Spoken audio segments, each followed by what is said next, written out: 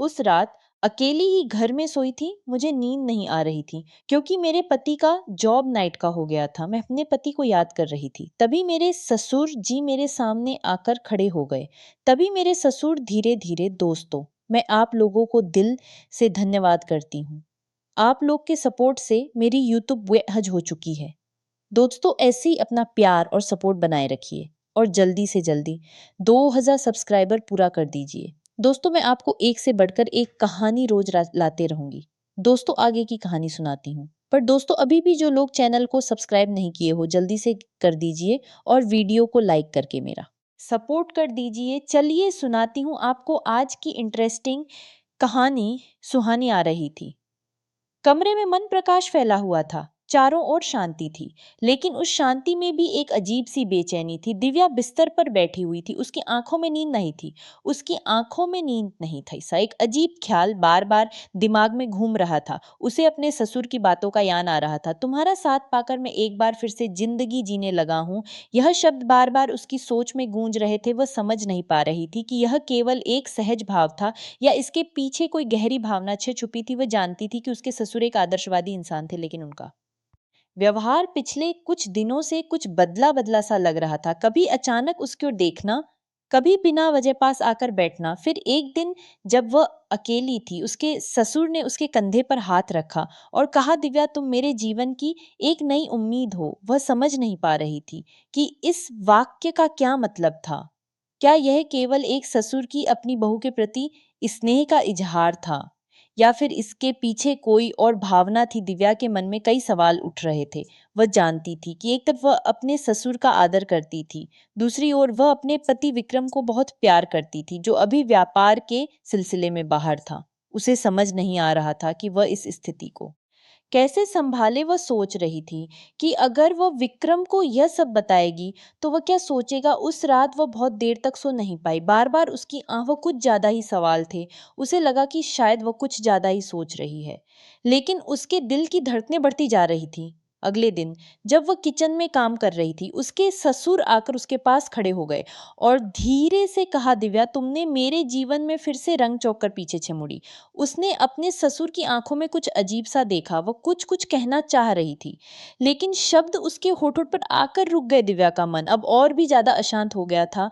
वह हर पल अपने ससुर की बातों को याद कर रही थी, सोच रही थी कि आखिर यह सब क्या है। क्या वो अपने ही मन में कुछ ज्यादा सोच रही है, या फिर उसके ससुर की नजरों में वाकई कुछ ऐसा था जिसे वह समझ नहीं पा रही थी। वह चाहती थी कि किसी से बात करे, परंतु वह जानती थी कि यह इतना आसान नहीं था। वो अपनी माँ से भी कुछ नहीं कह सकती थी, क्योंकि वह जानती थी कि उसके घर वाले इसे कभी नहीं समझ पाएंगे। अगले दिन सुबह जब वह नाश्ता बना रही थी, उसके ससुर फिर से किचन में आ गए। उन्होंने कहा, दिव्या, तुम्हारी हाथों की बनी चाय पीने का मन कर रहा है। दिव्या ने धीमे से मुस्कुराते हुए कहा, जी पापा, अभी लाती हूँ। लेकिन उसके हाथ कांप रहे थे। उसने चाय बनाए रख दी। जब वह जाने लगी तो उन्होंने उसका हाथ पकड़ लिया और कहा, दिव्या, तुम्हें पता है, तुम्हारी मुस्कान में एक अजीब सी कशिश है जो मुझे जीने की उम्मीद देती है। दिव्या का चेहरा लाल हो गया। वह समझ नहीं पा रही थी कि इस पर कैसे प्रतिक्रिया दे। वह कुछ पल चुप रही, फिर धीमे से कहा, पापा, आप ऐसा क्यों कह रहे हैं। दिव्या जीवन में उसके ससुर ने हले से जुड़ी भावनाओं का ऐस देर से होता है, और जब होता है तब हमें समझ में आता है कि जीवन में कुछ रिश्ते समय से परे होते हैं। यह सुनकर दिव्या की धड़कनें तेज हो गई। उसे लग रहा था कि उसके ससुर उसके साथ किसी तरह का संबंध बनाने की कोशिश कर रहे हैं। उसने खुद को संभालते हुए कहा, पापा, आप मेरी सासू माँ को बहुत याद करते हैं ना। उन्होंने सिर हिलाते हुए कहा, हाँ दिव्या, लेकिन अब तुम मेरे जीवन में वह खालीपन भर रही हो। दिव्या अब खुद की बहू हूं और मेरा फर्ज पाई। उसने धीरे से कहा, पापा, मैं आपकी फर्ज है कि मैं अपने परिवार का ख्याल रखूं। लेकिन वह अपनी बात पूरी नहीं कर पाई। उसके ससुर ने बीच में ही कहा, दिव्या, मैं जानता हूँ, लेकिन तुमसे बात करके दिल को बहुत सुकून मिलता है। दिव्या वहां से निकल आई। उसका दिल बहुत तेजी से धड़क रहा था। वह समझ नहीं पा रही थी कि यह सब कैसे संभाले। उसके मन में एक अजीब सी बेचैनी थी। वह खुद को कमरे में बंद कर लिया। उसने सोचा कि विक्रम को फोन कर सब कुछ बता दे, लेकिन फिर उसे लगा कि कहीं वह गलत तो नहीं कर रही। उसकी आंखों से आंसू बहने लगे। वह जानती थी कि वह एक ऐसी रास्ता नहीं दिख रहा। वह सोच रही थी कि क्या करें, तभी दरवाजे पर दस्तक हुई। उसके ससुर दरवाजे के बाहर खड़े थे। उन्होंने कहा, दिव्या, क्या तो तुम मुझसे नाराज हो? दिव्या ने धीरे से दरवाजा खोला। उन्होंने उसके सिर पर हाथ रखा और कहा, तुम बहुत समझदार हो दिव्या, मुझे उम्मीद है कि तुम मुझे समझ पाओगी। वह मुड़ी और अपने कमरे में चली गई। वह सोच रही थी कि अब आगे क्या होगा। वह अपने जीवन में इस अजीब मोड़ पर खड़ी थी जहां उसे कोई रास्ता नहीं सूझ रहा था। उसके दिल में एक तूफान था, लेकिन वह जानती थी कि उसे खुद को संभालना होगा। दिव्या अब पूरी तरह से उलझन में थी। उसे समझ नहीं आ रहा था कि वह इस स्थिति से निपटे। उसने तय किया कि वह अपने ससुर से दूरी बनाएगी, लेकिन यह करना इतना आसान नहीं था। घर में रहते हुए हर दिन हर पल उनसे सामना होता था। अगले दिन जब वो काम कर रही थी, उसके ससुर ने उसे बुलाया, दिव्या, मुझे तुमसे कुछ जरूरी बात करनी है। दिव्या का दिल भड़कने लगा।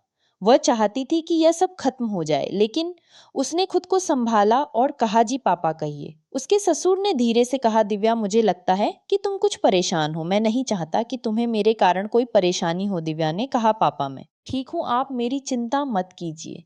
लेकिन उसके ससुर ने उसकी बात को अनसुना कर दिया और बोले, देखो दिव्या, तुम मेरी बहू हो और मैं तुम्हारा ससुर हूँ, लेकिन इसका मतलब यह है कि हम एक दूसरे से खुलकर बात नहीं कर सकते। दिव्या ने उनकी बात का जवाब देने की बजाय खुद को काम में व्यस्त कर लिया। लेकिन उसके ससुर उसके करीब आ गए और धीमी आवाज में कहा, दिव्या, मैं जानता हूँ कि तुम्हारे मन में यह चल रहा है, लेकिन मैं सिर्फ इतना कहना समझो, मैं तुमसे सिर्फ बात करना चाहता हूँ कि दिव्या ने नजरें झुका ली। उसके ससुर ने कहा, देखो दिव्या, मैं तुम्हें कोई तकलीफ नहीं देना चाहता, लेकिन जब से तुम इस घर में आई हो, मुझे ऐसा लगता है कि मेरा जीवन बदल गया है। तुम मुझे समझती हो, मेरा ख्याल रखती हो, और मैं चाहता हूँ कि हम दोनों एक दूसरे का सहारा बने। दिव्या ने उनकी बात सुनकर कहा, पापा, मैं आपकी बहू हूँ और मेरा कर्तव्य है कि मैं अपने परिवार का ख्याल रखूं।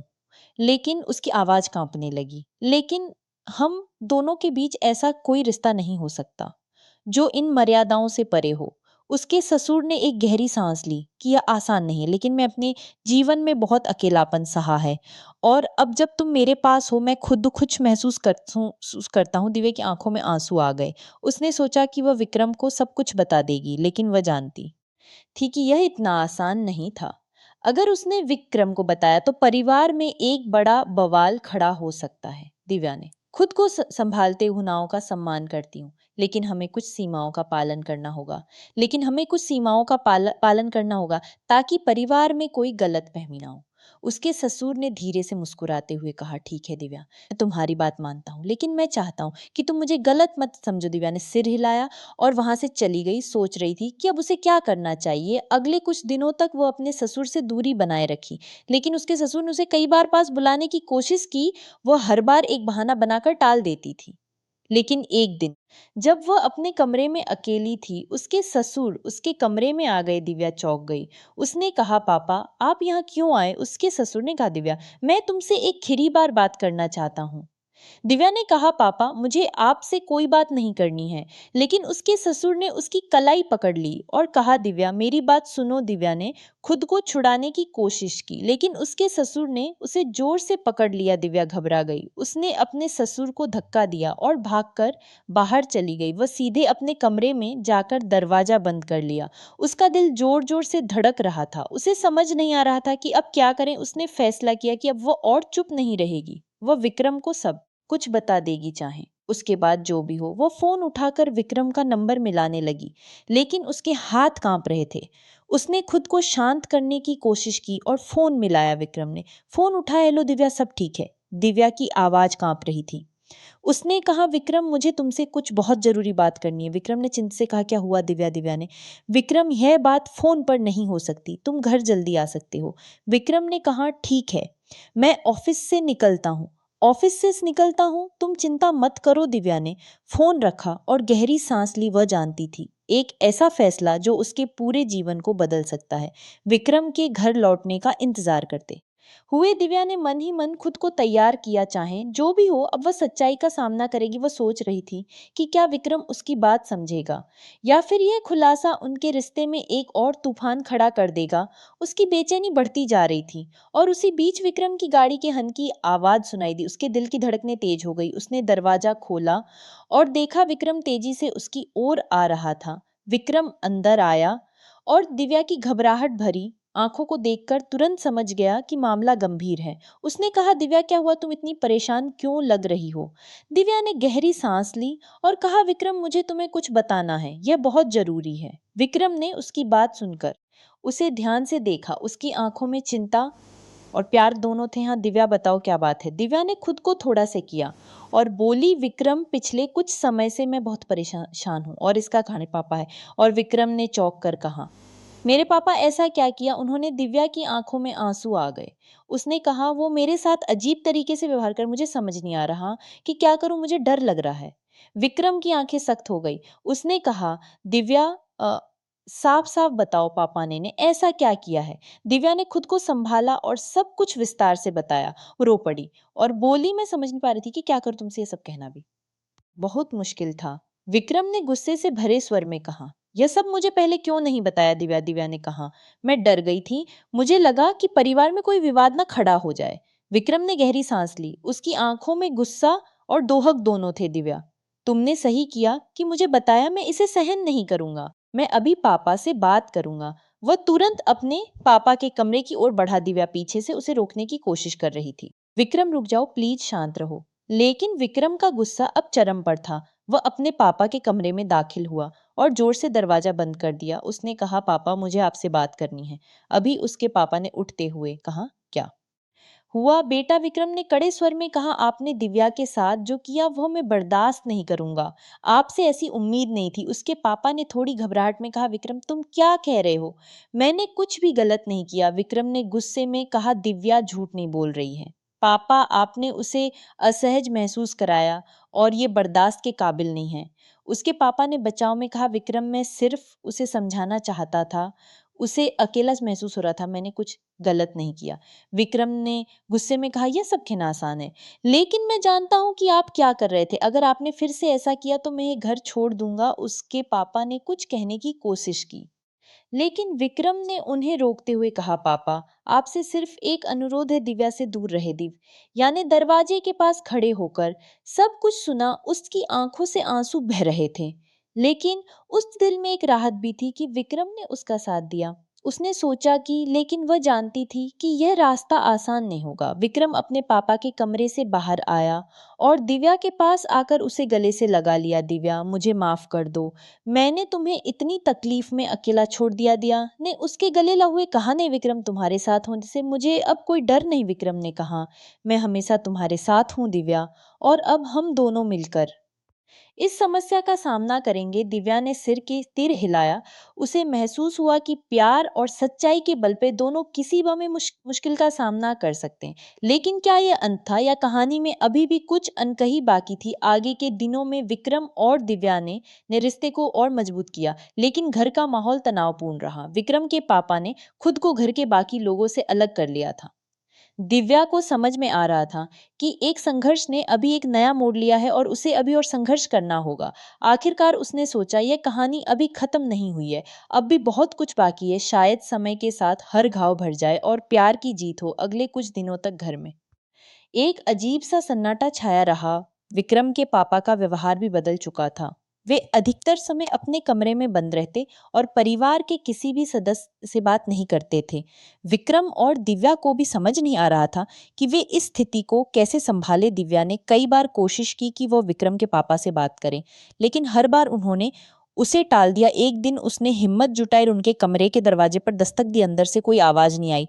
उसने दरवाजे को थोड़ा सा धक्का दिया और देखा कि वे अपनी कुर्सी पर बैठे हुए थे। उनकी आंखों में गहरा अवसाद और अकेलापन साफ झलक रहा था। दिव्या ने धीरे से कहा, पापा क्या मैं अंदर आ सकती हूँ? उनके पापा ने बिना उसकी ओर देखे कहाँ आ जाओ, दिव्या ने धीमे कदमों से अंदर जाकर कहा। पापा, मुझे आपसे बात करनी है। उन्होंने उसकी ओर देखा, उनकी आंखें थकी हुई लग रही थी। उन्होंने कहा, कहिए दिव्या। दिव्या ने अपनी आवाज को नरम रखते हुए कहा, पापा, मैं जानती हूँ कि आप मुझसे नाराज हैं, लेकिन मेरी इच्छा सिर्फ यही है कि इस घर का माहौल पहले जैसा खुशहाल हो जाए। उनके पापा ने थोड़ी देर चुप रहकर हाँ रही है। मैं बस अकेला रहना चाहता हूँ, मुझसे कोई बात मत करो, दिव्या ने हार ना मानते हुए कहा। पापा, आप मुझसे या विक्रम से नाराज होकर खुद को और हमें दुखी कर रहे हैं। मैं जानती हूँ कि शायद मैंने आपको गलत समझा होगा, लेकिन हम सभी परिवार हैं और हमें साथ रहना चाहिए। उनके पापा ने लंबी सांस लेते हुए कहा। मैंने कभी नहीं चाहा कि घर में इस तरह का तनाव है, जिन्हें शायद कोई नहीं समझता, दिव्या ने उनकी आंखों में देखते हुए कहा। पापा, हम आपकी भावनाओं को समझने की कोशिश करेंगे, लेकिन आप भी हमें समझिए। मैं चाहती हूँ कि हम फिर से एक परिवार की तरह साथ रहे। उनके पापा की आंखों में कुछ नरमी आई। उन मुझे भी शायद गलती का एहसास हुआ है। पर दिव्या ने तुरंत कहा, पापा, गलती किससे नहीं होती, हम सब इंसान हैं, हमें माफ करना और एक दूसरे को समझना आना चाहिए। उनके पापा की आंखों में आंसू आ गए। उन्होंने कहा, शायद मैंने तुम्हें गलत समझा। और खुद को भी दिव्या ने मुस्कुराते हुए कहा, पापा, अगर आप चाहें तो सब कुछ पहले जैसा हो सकता है, हम सब फिर से खुश रह सकते हैं। उन्होंने पहली बार मुस्कुराते हुए कहा, शायद तुम सही कह रही हो, दिव्या। मैं कोशिश करूंगा, दिव्या ने खुशी खुशी कहा। धन्यवाद पापा, मुझे यकीन है कि सब ठीक हो जाएगा। उस दिन के बाद से विक्रम के पापा का व्यवहार बदलने लगा और विक्रम से भी अपने रिश्ते को सुधारने का प्रयास किया। धीरे धीरे घर का माहौल फिर से सामान्य होने लगा। लेकिन एक चीज अभी भी बाकी थी जो दिव्या के दिल में खटक रही थी। वह जानना चाहती थी कि इस सब के पीछे असली कारण क्या था।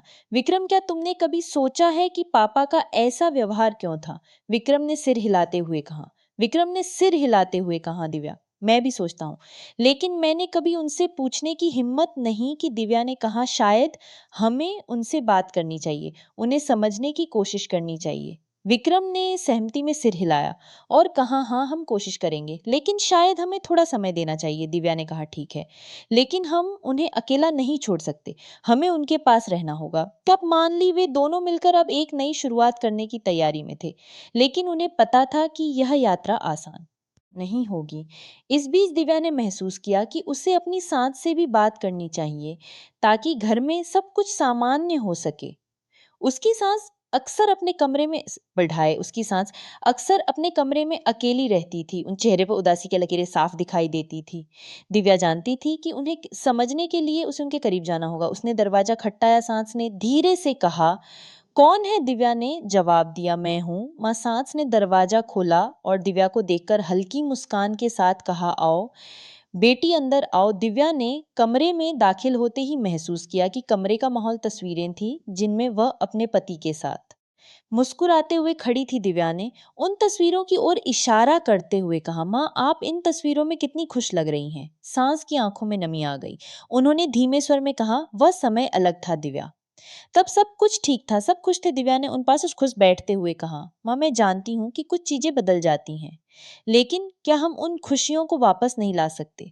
सांस ने गहरी सांस लेते हुए कहा, दिव्या, मैं हमेशा से चाहती थी कि इस घर में सब खुश रह, लेकिन कभी कभी हालात हमारे काबू में नहीं होते। दिव्या ने उनकी आंखों में देखकर कोशिश करें तो शायद हम इन हालात को बदल सकते हैं। पापा भी अब बदलने की कोशिश कर रहे हैं। सांस ने सिर हिलाते हुए कहा, मैं जानती हूँ बेटी, पर मेरे दिल में एक डर है जो मुझे चैन से जीने नहीं देता। दिव्या ने धीरे से पूछा, कैसा डर माँ? सांस ने अपनी आवाज में दर्द को छिपाने की कोशिश करते हुए कहा, मुझे डर है कि अगर मैंने फिर से सब पर भरोसा किया और फिर से वही सब दोहराया गया तो शायद मैं टूट। दिव्या ने उनका हाथ थाम हुए कहा, माँ, आप अकेली नहीं हैं, हम सब आपके साथ हैं और हम सब मिलकर इस डर को दूर करेंगे। सांस की आंखों में थोड़ी सी उम्मीद की चमक आई। उन्होंने कहा, अगर तुम कहती हो तो मैं भी कोशिश करूंगी। दिव्या ने उन्हें गले लगाते हुए कहा, हम सब मिलकर एक नई शुरुआत करेंगे। माँ, उस दिन के बाद से दिव्या ने अपनी सांस के साथ समय बिताना शुरू किया, उन्हें हंसाने की कोशिश की, उनके साथ रसोई में खाना बनाया और धीरे धीरे उनका मन बदलने लगा। विक्रम ने भी अपने पिता के साथ अपने रिश्ते को सुधारने का प्रयास किया, उनके अनुभवों को सुनता और उन्हें समझने की कोशिश करता। धीरे धीरे समझने की कोशिश करता। धीरे धीरे परिवार के बीच की दूरियां कम होने लगी। एक दिन जब पूरा परिवार साथ बैठा था, दिव्या ने हिम्मत जुटाकर कहा, पापा माँ, क्या हम एक बार फिर से उस पुराने मंदिर चले जहां हम सबने पहली बार साथ में पूजा की थी? विक्रम के पापा ने चौंकत हुए कहा, तुम्हें वह याद है? दिव्या ने मुस्कुराते हुए कहा, हाँ पापा, वह हमारी पहली पूजा थी जिसमें हम सब साथ थे और वह दिन बहुत खास था। सभी ने इस विचार पर सहमति जताई। वे सब मिल मिलकर मंदिर जाने की तैयारी करने लगे। मंदिर पहुंचने पर पुरानी यादें ताजा हो गई। सभी ने मिलकर पूजा की और एक नई शुरुआत की कामना की। मंदिर के बाहर निकलते वक्त विक्रम के पापा ने दिव्या से कहा, दिव्या, मुझे आज समझ में आया कि तुम इस घर की असली शक्ति हो।